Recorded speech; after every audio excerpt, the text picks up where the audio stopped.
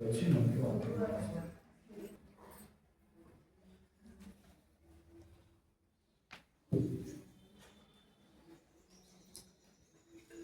దేవుని మారని ప్రేమ మనకు అర్థమవుతున్నప్పుడు మన హృదయాల్లో ఎంతో కృతజ్ఞత పెళ్ళుమికి వస్తుంది.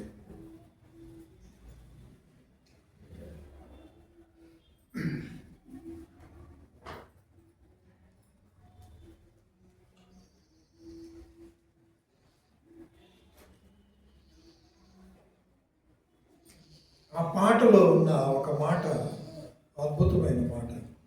తరములు దినములు. ఒకవేళ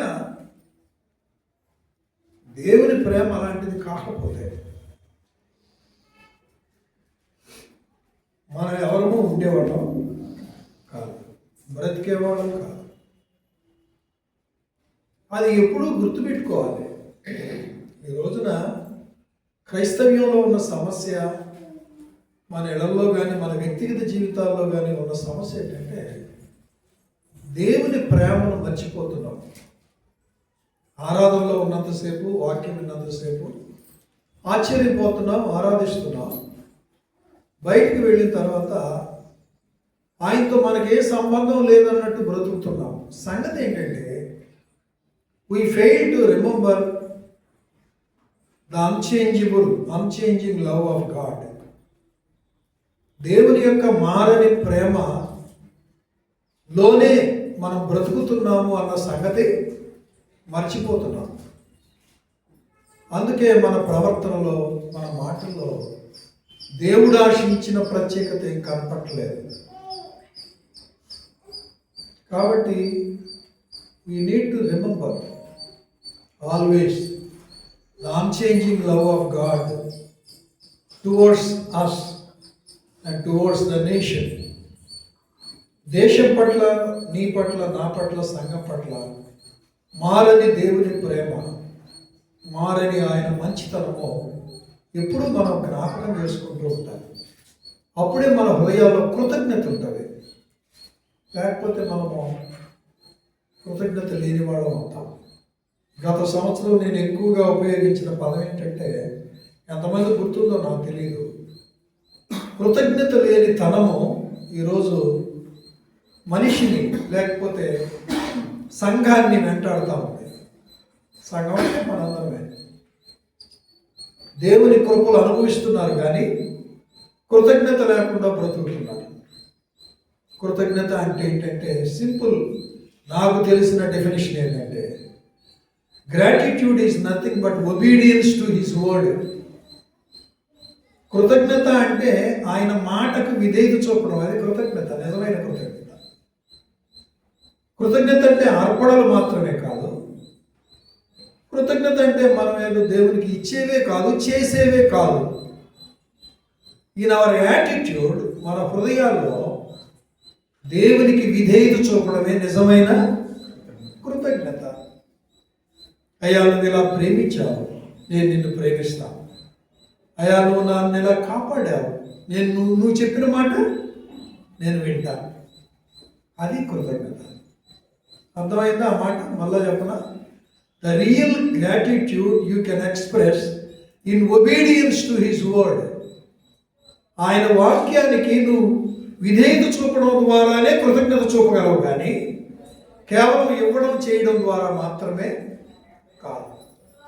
అది మనందరికీ కూడా అర్థం అవ్వాలి. నేనైనా మీరైనా వాటిని మనం గ్రహించాలి. ప్రభు కనికరించగా క్లుప్తంగా, అంటే నేను వారం మార్చి వారం వద్దాం అనుకుంటున్నాను. పోయిన వారం రాలేదు, ఈ వారం నేను వస్తాను అన్నప్పుడు మీరు వాక్యం చెప్పండి అని అడిగారు. అందువల్ల నేను ఉదయకాలం నుండి ఆలోచిస్తున్నప్పుడు అందరికీ తెలిసినవే కొన్ని తలంపులు, ఒక 3 లేక 4 తలంపులు క్లుప్తంగా మీతో పంచుకుంటాను. దానికి మూలవాక్యంగా యెహెజ్కేలు గ్రంథం యెహెజ్కేలు గ్రంథం 36వ అధ్యాయం. యెహెజ్కేలు గ్రంథం 36వ అధ్యాయం 34, 35 చదువుకుందాం. 34, 35 చదువుకుందాం. మార్గస్థుల దృష్టికి పాడుగాను నిర్జనముగాను అగుపడిన భూమి సేద్యము చేయబడును. పాడైన భూమి ఏదేను వనము వలె ఆయననియు, పాడుగాను నిర్జనముగానున్న ఈ పట్టణములు నివాసులతో నిండి ప్రాకారములు గలవాయనని జనులు చెప్పుదురు. ప్రేమ గల తండ్రి, యెహెజ్కేలు గ్రంథం 36, 34, 35 వచనాల్లో ఉన్న భావాన్ని మరింత తెలుసుకొని మరింతగా మీరు ఆశించిన ఆత్మీయ సమకూర్పులోనికి మేమందరం రాగలిగినట్లు మీ కనికరము గల కార్యం నాలో మాలో జరిగించుమని యేసుక్రీస్తు పరిశుద్ధ నామమున ప్రార్థిస్తున్నాం తండ్రి, ఆమేన్. దేవుడు మానవాళిని ఏదెన్లో నిర్మించింది మొదలుకొని వాళ్ళు పడిపోయిన తర్వాత అప్పుడు దేవుడు చెప్పిన మాటలు వాళ్ళు వినలేదు కదా, వినకుండా పడిపోయారు కదా. పడిపోయినప్పటి నుంచి కూడా వాళ్ళని తిరిగి కట్టడం అక్కడే ప్రారంభించాడు. ఉదాహరణకి, తినవద్దన్న పండు తిని దేవునికి దూరం అయిపోయారు. అయిపోయిన తర్వాత వాళ్ళు దిగంబరులని తెలిసింది వాళ్ళకి. అంతకుముందు దిగంబరులని వాళ్ళకి తెలియదు. వాళ్ళు ఎప్పుడు చెప్పిన మాట వినలేదో అప్పుడు వాళ్ళ యొక్క పాపము ఇకనన్నీ బయటపడ్డాయి. డిజబీడియన్స్ ఏం చేసిందంటే సిన్, పాపము ఎంటర్ అవ్వడానికి కారణమైంది. వాస్తవంగా అంతకుముందు పాపము లేదు కదా, ఏదైనా తోటలో పాపం లేదు కదా, ఒరిజినల్గా లేదు కదా. ఆదాము వద్దన్న పని చేయటం వలన, ఆదాము హవ్వలు చేయడం వలన, when they disobedience to God's commandment, then sin entered in the world. అవిధేయత వలనే పాపము ప్రవేశించింది. అయితే దేవుడు దాన్ని వదిలిపెట్టాడా అంటే వదిలిపెట్టలా.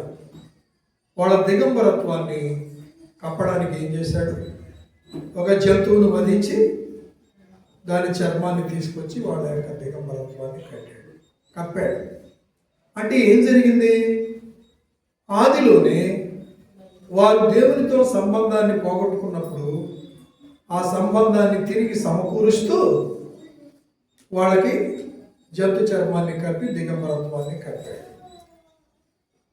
అది నేటి దినాన ప్రభువైన యేసుక్రీస్తు సూచనగా ఉంది. అది అందరికీ తెలిసిందే. తర్వాత దేవుడు నోవాహును ఏర్పాటు చేసుకున్నాడు. తర్వాత అబ్రహాము, ఇస్సాకు, యాకోబులు, తర్వాత దావీదు సంతానంలో నుండి, అబ్రహాములో నుండి కొన్ని లక్షల మంది జనాంగం, ఈరోజు ఇశ్రాయేలు దేశం, దావీదులో నుండి ప్రభువైన యేసుక్రీస్తు రావడం, ఈ ప్రపంచానికి రక్షకుడు రావడం, ఇదంతా మనకు తెలిసిన చరిత్రే. అయితే 3 మాటలు సమయాన్ని బట్టి చెప్తాను. ఒకటి, రీబిల్డింగ్, తిరిగి నిర్మించుట. చెప్పండి ఆ మాట. రీబిల్డింగ్, మరలా కట్టువాడు, మరలా కట్టువాడు. రెండవది, మరలా సమకూర్చువాడు, మరలా కట్టువాడు అనేది 35వ వచనంలో ఉంది. 36లో మరలా కట్టువాడు అని ఉంది.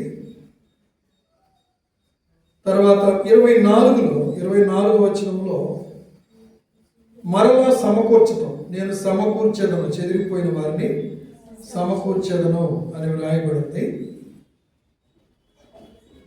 తర్వాత నాటువాడు 36వ వచనంలోనే చెట్లను నాటువాడు అని రాయాలి. 3 మాటలు ఇంగ్లీష్లో చెప్పి తెలుగులో మీకు వివరిస్తాను. ఒకటి, రీబిల్డింగ్, పడిపోయిన దానిని మరలా కట్టువాడు. రెండవది రీస్టోర్ అంటే సమకూర్చువాడు, అంటే చెదిరిపోయిన దానిని సమకూర్చువాడు. మూడవది రీప్లాంట్. రీప్లాంట్ అంటే కారణం ఏదైనా పెళ్ళగించబడిన దాన్ని మరలా నాటువాడు. కాబట్టి రీబిల్డింగ్ తిరిగి కడతాడు, రెస్టోర్ తిరిగి సమకూరుస్తాడు. మూడవదిగా రీప్లాంట్, కారణం ఏదైనా పెళ్ళగించబడిన చెట్టుని మరలా నాటుతాడు. So this is the mind of God from the beginning. ఈ ఆలోచన దేవునికి మొదటి నుండే ఉంది. అదే నేను చెప్పాను, ఏదేనులోనే తిరిగి నిర్మించడం, తిరిగి బాగు చేయడం ప్రారంభమైంది. ఆ మనసు ఇప్పటికీ ఆయనలో మారలేదు. నిజంగా అర్థమైందా మీకు? అర్థమైతే గంతులేస్తారు. ఆ మనసు ఇప్పటికీ మారలేదు. అందుకే బ్రతుకుతున్నాం మనం, అందుకే ఉన్నాం మనం. అది నీకు అర్థం అవ్వాలి. గాడ్స్ మైండ్ ఆల్వేస్ పనిష్మెంటే, శిక్షించేదే. శిక్షించడం కూడా దేని కొరకు? శిక్షించడం కూడా తిరిగి కట్టడానికి, గాయపరచడం కూడా తిరిగి కట్టడానికి, నిన్ను కొట్టడం కూడా తిరిగి కట్టడానికి,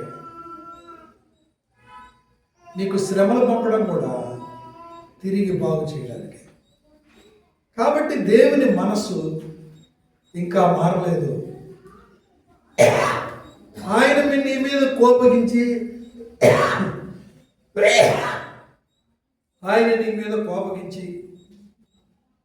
నిన్ను కొట్టకముందే నువ్వు దిద్దుకోవాల్సిన అవసరత ఎంతైనా ఉంది. అయితే ఇక్కడ అద్భుతమైన విషయం ఏంటంటే, నేను కట్టెదను, నేను నాటెదను, నేను సమకూర్చు. దేవుడే, అవునా కదా? ఇశ్రాయేలీయుల జీవితంలో ఎన్నిసార్లు అవిధేయత చూపించారు? ఇప్పుడు చెకింగ్ పాయింట్ ఏంటంటే,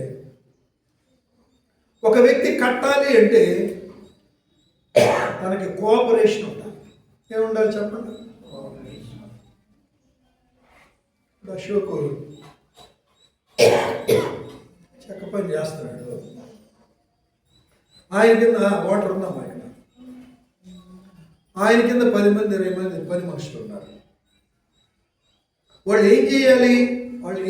వాళ్ళు రమ్మంటే రావాలి, పోమంటే పోవాలి.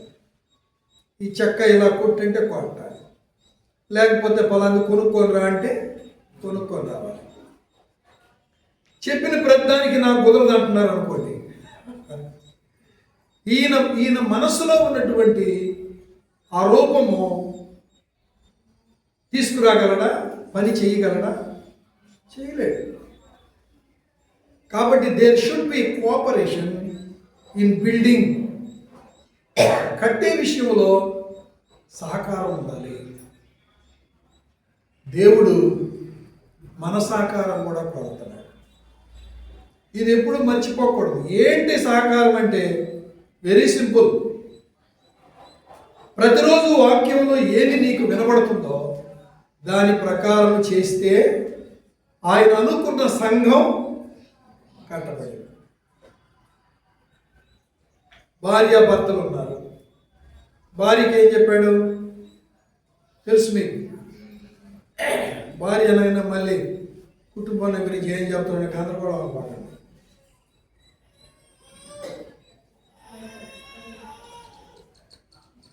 భార్యకి ఏం చెప్పాడు? ఎఫెసీయులకు రాసిన పత్రిక 5:22 వచనంలో, భార్యలారా ప్రభువునకు వలె మీ సొంత పురుషులకు లోబడి ఉండు అని చెప్పాడు.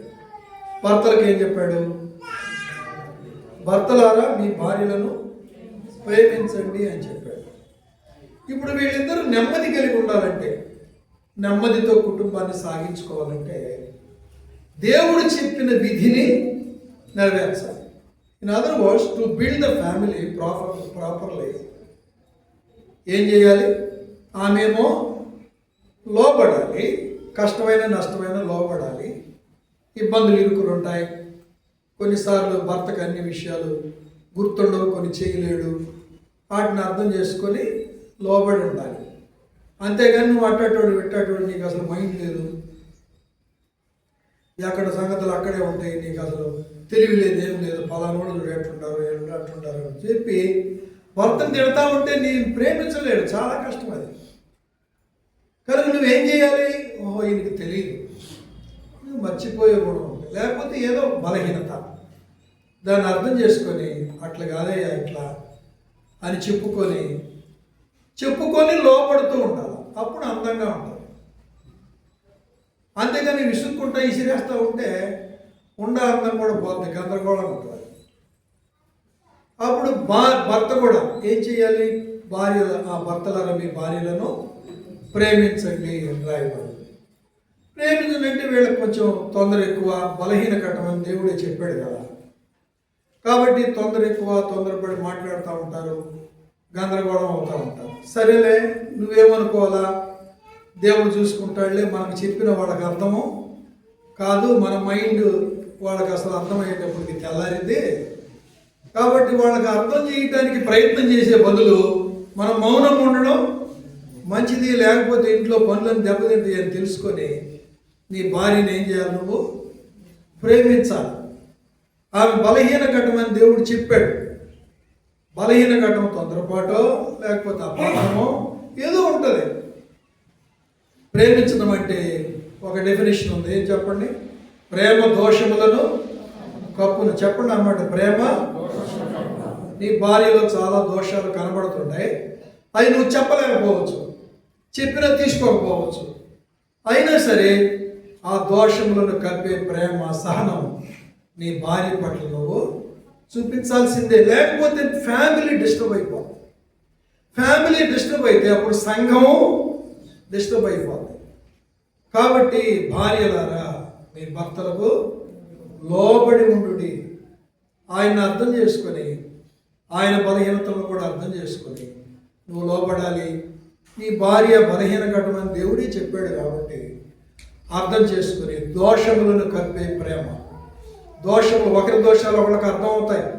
అర్థం కాకుండా ఎవరు తెలివిలేని వాళ్ళు ఎవరు ఉండరు. ఒకరి దోషాలు ఒకరికి అర్థం అవుతా ఉంటాయి. అయినా దోషములను క్షమించే తన ప్రేమతో నీ భార్యను ప్రేమించాలి. కాబట్టి ఇక్కడ బిల్డింగ్ అన్నప్పుడు వినండి, దేవుడు ఎలా కడుతున్నాడు మనల్ని. మనం ఓడిపోతున్నాం, వినండి అమ్మా, ఓడిపోతున్నాం, సత్యం తెలుసు కానీ ఓడిపోతున్నాం. ప్రేమించడంలో నువ్వు ఓడిపోతున్నావు కానీ దేవుడు మరలా వాక్యంతో చెప్తున్నాడు. లోపడ్డంలో నువ్వు ఓడిపోతున్నావు, ఆయన ఎవరో ఒక దైవజనులు పంపించి ఇదిగో ఇలా అయితే నేను కట్టబడతామని చెప్తున్నాడు. కాబట్టి ఒక బిల్డింగ్, ఒక బేల్దారి పనిచేస్తున్నాడు, మేస్త్రి ఉన్నాడు. మేస్త్రి చెప్పినట్టు బేల్దారి చెయ్యాలి. అది కాదు ఇది, ఇది కాదు అది అని రివర్స్లో జవాబులు చెప్తా ఉంటే అది కట్టబడదు. అందుచేత బిల్డింగ్ అనేది వచ్చినప్పుడు ఏం చేయాలి? యజమాని చెప్పినట్టు చెయ్యాలి. కాబట్టి దేవుడే కడుతున్నాడు అని నేను చెప్పాను కదా. అదేంటి పాస్టర్ గారు, దేవుడే కడుతున్నాడు అని చెప్పావు కదా, మళ్ళీ మనం చేయాలంటావు ఏంటంటే, మనము చేయకుండా ఆయన పని చేయడు.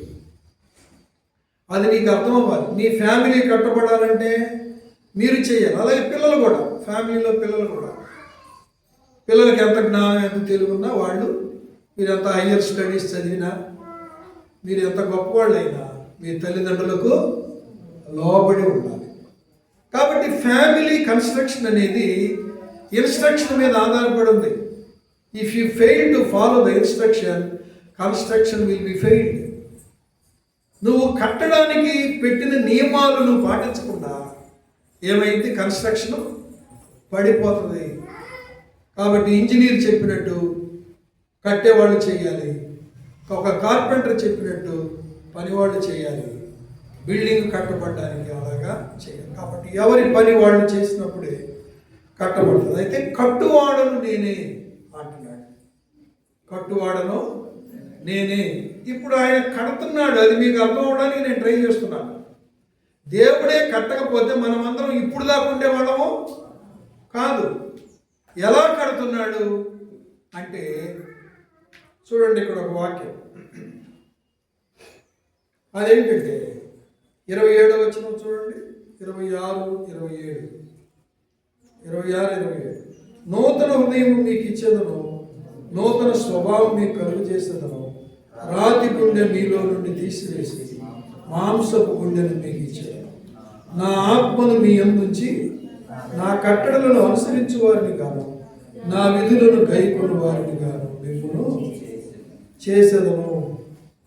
కాబట్టి నీ కుటుంబము కట్టబడడానికి, నీ సంఘం కట్టబడడానికి దేవుడు కొన్ని విధులు పెట్టాడు. ఆ విధులు నువ్వు నెరవేర్చలేకపోతున్నావు. Please try to understand. ఇప్పుడు ఒబీడియన్స్, ఈ లోబడుట, ప్రేమ ఉందనుకోండి, నువ్వు చేయలేకపోతున్నావు. ప్రేమ కలిగిన దేవుడు ఏం చేశాడంటే, నువ్వు చెయ్యలేవని నీ యందు తన ఆత్మను ఉంచాడు. Praise the Lord, praise the Lord. నీకు ఎవరికి అర్థమైనట్లేదు, ఎవరు ఆశ్చర్యపోవట్లేదు. షరతమా ఉందా? దేవుడు మన బలహీనతను అర్థం చేసుకుని మనం అనుసరించే శక్తి మనకివ్వడానికి మనలో తన ఆత్మను ఉంచాడు. ఆయన ఆత్మనే మనలో ఉంచకపోతే ఇప్పటి వరకు సహనం అనేది, ప్రేమ అనేది, అడ్జస్ట్మెంట్ అనేది, అణుకు అనేది మనలో ఉండేది కాదు. కాబట్టి ఇప్పుడు ఆజ్ఞ ఇచ్చింది ఆయనే. వినండి, ఆజ్ఞను అనుసరించడానికి శక్తినిస్తుంది కూడా ఆయనే. ఓకే, అవునా కాదా? ఆజ్ఞ ఇచ్చింది ఆయనే, ఇలా ఉండండి అని. ఆజ్ఞను అనుసరించడానికి శక్తినిస్తుంది కూడా ఆయనే. కాబట్టి ఇప్పుడు నువ్వేం చేయాలి? ఆ శక్తి కొరకు ప్రార్థన చేయాలి. ఈ నూతన సంవత్సరంలో నా కుటుంబము లేక నా వ్యక్తిగత జీవితం ఇదివరకు ఇట్లాగే ఉండకుండా ఒక నూతనత్వంతో పిల్లలను కట్టుకోవడానికి, నా భర్తను కట్టుకోవడానికి, నా భార్యను కట్టుకోవడానికి, ప్రాపర్గా కుటుంబాన్ని ఉంచుకోవడానికి నీ బలము నాకు దయచేయమని అడగాలి. అసలు దేవుని మంచితనం అర్థమైతే మనం తట్టుకోలేము. ఆజ్ఞ ఇచ్చింది ఆయనే, ఆజ్ఞను అనుసరించడానికి శక్తినిస్తుంది కూడా ఆయనే. అది ఆశ్చర్యం. అందుకు ఆయన అన్నాడు, నేను కట్టుదును అన్నాడు. Praise the Lord. అయితే ఈ ఆత్మ దేవుని యొక్క సహాయం కొరకు ఏం చేయాలి? మనం ప్రార్థన. Through prayer only we can get the power of spirit. రెండవదిగా ఏం చెప్పాను? Rebuild, restore. అక్కడ ఒక వ్రాయబడి ఉంది, దయచేసి చూడండి. 23 కదా, 24. నేను అన్ని జనుల్లో నుండి తోడుకొని ఆయా దేశముల నుండి సమకూర్చి మీ స్వదేశంలోనికి మిమ్మల్ని రప్పించదను. ఈ మాట 1948 సంవత్సరంలో నెరవేరింది. ఇశ్రాయేలీయుల విషయంలో అన్ని జనుల్లోకి చెదరగొట్టాడు దేవుడు. మా బ్రదరు వింటున్నారా? అన్ని జనుల్లోకి ఇశ్రాయేలుని చెదరగొట్టాడు. వాళ్ళని సమకూరుస్తానని ఇర్మియాలో, ఎస్గేల్లో చాలా చోట్ల చెప్పాడు. అవన్నీ 1948 సంవత్సరంలో ప్రపంచంలో చెదిరిపోయిన ఇశ్రాయేలీయులు అందరూ ఎక్కడికి వచ్చారు? ఇశ్రాయేల్ దేశానికి వచ్చారు. అది ఒక దేశంగా తయారైపోయింది. ఈ మాట అక్షరాల నెరవేరింది. ఇప్పుడు ఆత్మీయంగా ఏంటి అంటే, గత సంవత్సరాలలో నీ జీవితంలో, హృదయంలో, దేవుని యొక్క విలువల్లో, వినండి, దేవుడు ఆశించినటువంటి ప్రమాణాలు, విలువల్లో చెదిరిపోయావు. నువ్వు ఆశించినట్టు నిలబడలేకపోయావు. ఆశించినట్టు దేవుని కొరకు సాక్షిగా ఉండలేకపోయావు. ఆశించినట్టు దేవుని కొరకు నమ్మకంగా బ్రతకలేకపోయావు. ప్రయత్నించావో లేదో తెలియదు కానీ ప్రయత్నించినా నిలబడలేకపోయావు, చెదిరిపోయావు. పోనీ నీ ఫ్యామిలీ చెదిరిపోయినట్టు అయిపోయింది, నీ వ్యక్తిగత జీవితంలోనే చెదిరిపోయినట్టు అయిపోయావు. ఇది భౌతికంగా ప్రజలు చెదిరిపోవడమే కాదు, భౌతికంగా దేశం చెదిరిపోవడమే కాదు, ఆధ్యాత్మికంగా ప్రతి వ్యక్తి జీవితంలో, ఆత్మీయ జీవితంలో చెదిరిపోయిన తనం ఉంటుంది. అంటే క్రమశిక్షణ లేని తనం ఉంటుంది, ఆర్డర్ లేని తనం ఉంటుంది, డిసిప్లైన్ లేని తనం ఉంటుంది, దేవుడు ఆశించినట్టు బ్రతకలేని తనం ఉంటుంది. వాళ్ళ స్వకీయ దురాశలకు లోబడి చక్కని మార్గాల్ని చెరిపివేసుకున్న తనం ఉంటుంది. ఆదికాండం 6వ అధ్యాయంలో ఏముంది? భూలోకమంతయు చెడిపోయి ఉండెను, వారు తమ మార్గములను చెరిపివేసుకుని ఉండిరి. చెరిపివేసుకుని అంటే చెదరగొట్టడం అన్నమాట. పిల్లలు ఆడుకునేటప్పుడు రెండో వాడు గిట్టకపోతే ఏం చేస్తాడు? వాడు వచ్చి, వాడు ఆడుకునేవాడు ఎవడన్నా ఆడుకుంటే వాడి దగ్గరికి వచ్చి మొత్తం చెదరగొట్టి పరిగెత్తాడు. పిల్లల ఆట తెలుసు కదా, ఇదివరకు మనం ఆడుకున్నాం కదా. పిల్లలు కుదరకపోతే వాడికి కిట్లేదనుకో, అవన్నీ చెదరగొట్టాలి. అట్లాగా మనుషులు తమంతట తామే తమ స్వకీయ దురాశల చేత, ఇష్టాల చేత, కోరికల చేత దేవుడు ఉంచిన మంచి మార్గాలను ఏం చేసుకున్నారు? చెదరగొట్టుకున్నారు. దేశం చెదరడమే కాదండి, మనుషులు చెదరడమే కాదు. తల్లిదండ్రుల మాట వినకుండా, భార్య మాట వినకుండా, భర్త మాట వినకుండా తమను తాము చెదరగొట్టుకున్న కుటుంబాలు ఎన్నో ఉన్నాయి. అలాగే చెదిరిపోయిన కుటుంబాలను, వ్యక్తిత్వాలను తిరిగి సమకూర్చగలిగిన గొప్ప దేవుడు. అందుకే 147వ కీర్తనలో ఏముంది? గుండె చెదరిన వారిని ఆయన బాగు చేస్తాడు. అంతేకాదు, చెదరిన ఇశ్రాయేలీలను పోగు చేస్తాడు. కాబట్టి మనుషుల్ని చెదరగొట్టడమే కాదు, మనుషులను పోగు చేయడమే కాదు, మనసులను కూడా పోగు చేస్తాడు. ఈ సంవత్సరం దేవుడు నిన్ను తిరిగి నిర్మించాలి, చక్కగా కట్టాలని దేవుడు అనుకుంటున్నాడు. అయితే నువ్వు ఒప్పుకోవాలి. ఎక్కడ చెదరగొట్టుకున్నావో, చెడిపోయావో ఒప్పుకోవాలి. వీళ్ళు ఎక్కడ చెదిరిపోయారో చూద్దాం. 18వ వచనం, 36:18. కాబట్టి దేశంలో వారు చేసిన నరహత్య విషయమై విగ్రహములను పెట్టుకుని వారు దేశమును అపవిత్రపరిచిన దాని విషయమై నేను నా క్రోధమును వారి మీద కుమ్మరించాను అన్నాడు. అంతేకాదు, ఇంకా వాళ్ళు ఎక్కడ వాళ్ళ ప్రవర్తన 19 వారి ప్రవర్తనను బట్టి, వారి క్రియలను బట్టి శిక్షించాను. అన్ని జనుల్లోకి వారిని వెళ్ళగొట్టగా వారు ఆయా దేశములకు చెదిరిపోయారు. అది 20వ వచనం చూడండి అందరూ. వారు తాము వెళ్ళిన స్థలముల్లో జనుల ఎదుటకు చేరగా ఆ జనులు వీరు యెహోవా జనులే కదా, ఆయన దేశంలో నుండి వచ్చిన వారే కదా అని చెప్పుట వలన నా పరిశుద్ధ నామమునకు దూషణ కలుగజేసింది. దూషణ కలుగుటకు ఇశ్రాయేలీయులు కారణమైంది. మీ వర్కింగ్ ప్లేస్లో, ఉద్యోగాలు, చదువుకునే ప్రాంతాల్లో దేవుని నామానికి అవమానం రావడానికి కారణమవడమే ఆయన నామాన్ని చెదరగొట్టడం. లేకపోతే ఆయన యొక్క క్యారెక్టర్ని, ఆయన గుణశీలాలను పాడు చేయటం. దేవుడు మనల్ని ఆయన గుణశీలాలు ప్రపంచంలో చూపించడానికి మనల్ని ఏర్పాటు చేసుకున్నాడు. అయితే మనం ఏం చేశాం? వేళలాగా పనిచేసే చోట, సంచరించే చోట ఇశ్రాయేలీయులు కారణమైనట్టు మనం కూడా కారణమయ్యాము. ఇది వ్యక్తిగత ప్రశ్న. ఇప్పుడు మందిరం వదిలిపెట్టి వెళ్ళిపోతాం. ఈ సంవత్సరం నూతన సంవత్సరం ప్రభు ఇచ్చాడు. ఎక్కడో ఉద్యోగాల్లోకి, పనుల్లోకి వెళ్ళిపోతాం, బిజీగా ఉంటాం, ఎన్నో ఒత్తిళ్ళు నీ మీదకి వస్తాయి. దేవుని కొరకు నిలబడవలసినప్పుడు నిలబడకుండా, ఈ లోక మర్యాదతో నువ్వు కలిసిపోతే, లోకాచారాలతో నువ్వు కలిసిపోతే ఆయన నామము దూషణ పాడవుతుంది. ఆయన నువ్వు గుర్తుపెట్టుకోవాలి. నిన్ను పిలుచుకుంది ఆయన నామాన్ని మహిమపరచడానికి, నిన్ను ఏర్పాటు చేసుకున్న ఆయన నామాన్ని మహిమపరచడానికి. కాబట్టి ఈ చెదిరిపోవడం అంటే వీళ్ళ మనస్సులో చెదిరిపోయారు, వీళ్ళ హృదయంలో చెదిరిపోయారు. దేవునికి మొదటి స్థానం ఇవ్వడంలో వాళ్ళు చెదిరిపోయారు. దేవునికి మహిమ తేవాల్సిన వీళ్ళు ఏం తెచ్చారంట? దూషణ తెచ్చారు. Checking point. ప్రభు బలలో చేయబోతున్నావు. గత సంవత్సరంలో నువ్వు ఎక్కడెక్కడ దేవుని నామానికి అవమానం తెచ్చానని నీకు అనిపిస్తున్నావు. నేను సరిగా ప్రవర్తించలేదు, దేవుని ఆత్మ దుఃఖపెట్టాను నీకు అనిపిస్తున్నావు.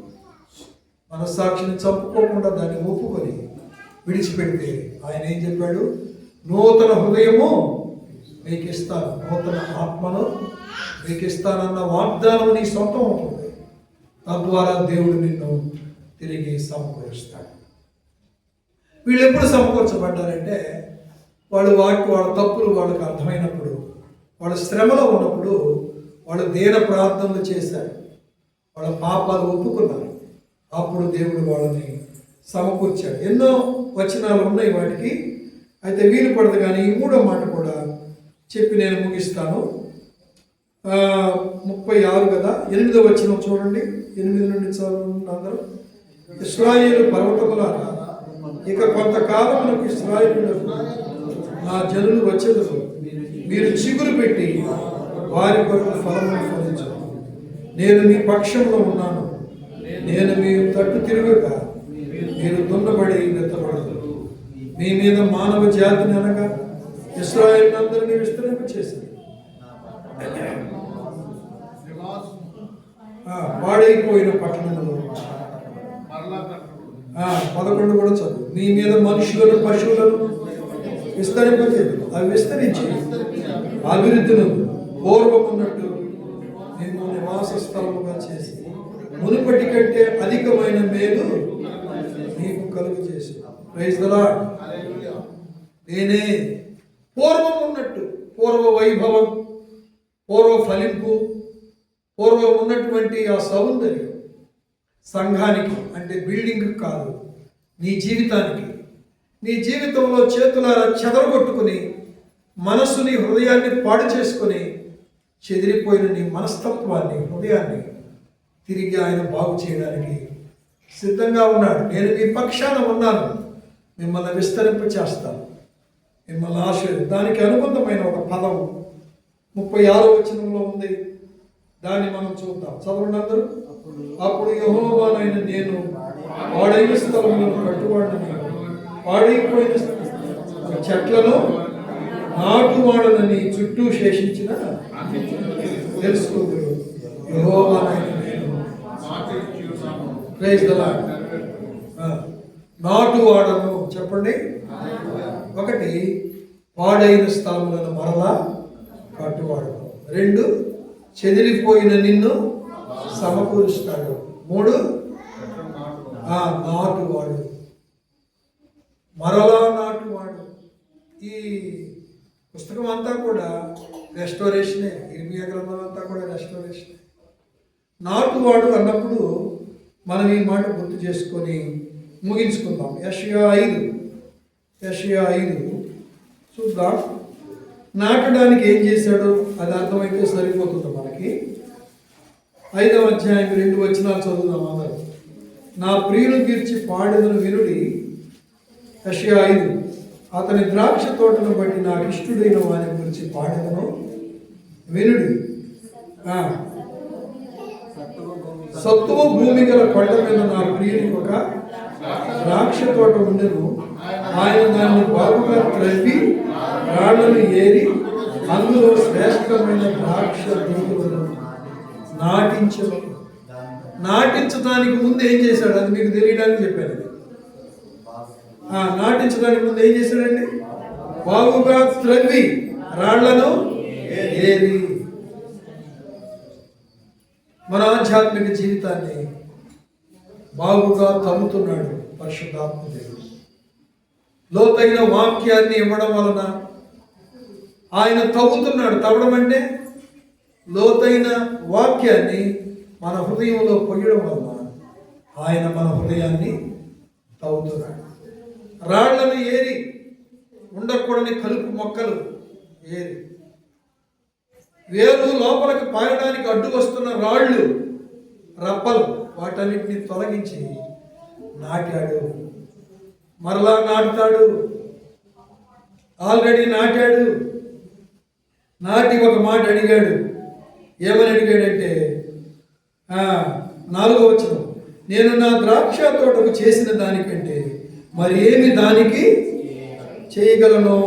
ద్రాక్ష పండ్లు కాయలను కనిపెడితే అది కారు ద్రాక్షలు. కాబట్టి స్నేహితులారా వినండి, ఇంత ప్రయాసపడి మీరు వస్తున్నారు, ఇంత ప్రయాసపడి మందిరం కట్టుకున్నారు, ఇంత ప్రయాసపడి వాక్యం సిద్ధపడి దైవ సేవకుల ద్వారా మీకు వాక్యం వినబడుతుంది. ఇది దున్నబడుట, ఇదే విత్తుట, ఇదే తొక్కుట, ఇదే నాటబడుట.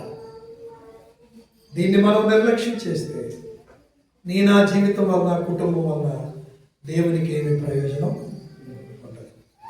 దేవుడు ఫలించాలని కోరుతూ ఉన్నాడు. అందుకే ఏ పందో, ఏ దున్నో, ఏ ఎద్దో వచ్చి నీ జీవితం అనే చెట్టును వేసిందో, నీ కాయలు కోసుకొని తినిందో, లేకపోతే నిన్ను పెరిగి వేసిందో తెలియదు. పెరిగి వేయబడ్డాను అన్నట్టు ఫీల్ అయ్యే నిన్ను, పాడైపోయాను అన్నట్టుగా ఫీల్ అయ్యే నిన్ను, చెదిరిపోయింది నేను సరిగా లేను అనుకునే నిన్ను తిరిగి కట్టడానికి ఈ సంవత్సరం దేవుడు నీకు వాగ్దానం చేస్తాడు. నేను పాడైన స్థలములను మరలా బాగు చేస్తాను. కాబట్టి యథార్థంగా ప్రభు సన్నిధిలో మన పాపాలు ఒప్పుకుందాం.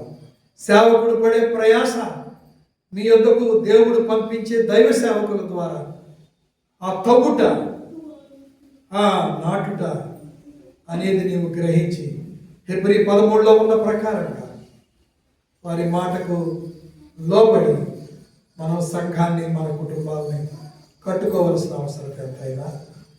దాటి కృపా జ్ఞానము గ్రహింపు మనందరికీ దేవుడు దయచేయను కాక.